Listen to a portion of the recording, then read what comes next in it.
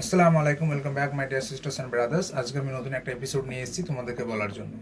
তো যখন কোনো কাজ অনেকক্ষণ ধরে চলছে বোঝাতে, যেমন আমি অনেকক্ষণ ধরে অপেক্ষা করছি, অনেকক্ষণ ধরে খাটছি একটা স্পেসিফিক টাইম অ্যাকচুয়ালি, তখন আমরা ইংরেজিতে কীভাবে বলবো সেটা আমি একটু বলে দিচ্ছি।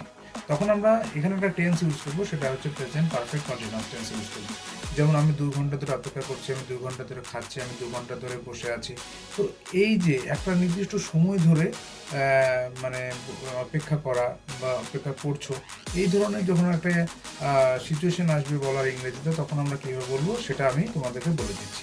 তো সেক্ষেত্রে তুমি বলবে, যেমন আমি 2 ঘন্টা যাবৎ অপেক্ষা করছি, তখন আমরা ইংরেজিতে বলবো I have been waiting for 2 hours.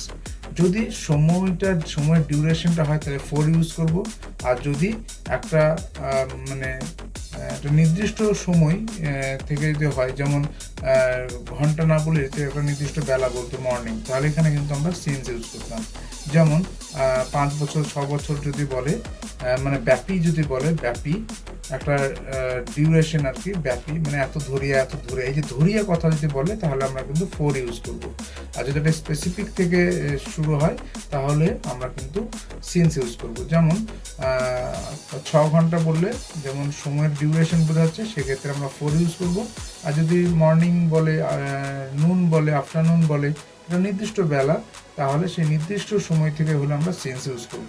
যেমন 5 বছর 6 বছর 7 বছর আমরা 4 ইউজ করব। কিন্তু যদি বলে 2015 সাল থেকে, তাহলে আমরা সেন্স ইউজ করব। তাহলে যেমন আমি 4 ঘন্টা ধরে পড়ছি, তাহলে I have been reading for 4 hours.